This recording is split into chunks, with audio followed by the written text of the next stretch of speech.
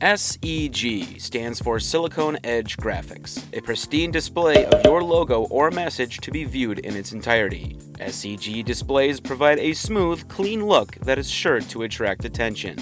From framed signage to furniture and stands, this style of graphic may seem daunting to install, but in this quick breakdown, we'll show you just how simple the installation process is.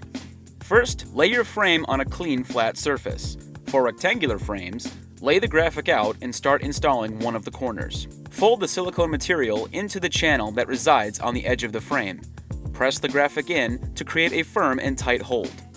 From here, do the next corner diagonally opposite from the corner you just completed. Again, folding that silicone edge into the channel.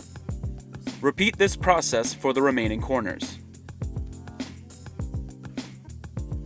With the corners now completed, fold in the remaining silicone edges in the center of each side of the frame. Finally, fold and press any remaining portion of the silicone edge to create a smooth and firm hold of the graphic throughout the frame. And that's how simple it is to install any silicone edge graphic, a graphic that provides a clean look to display your logo or message.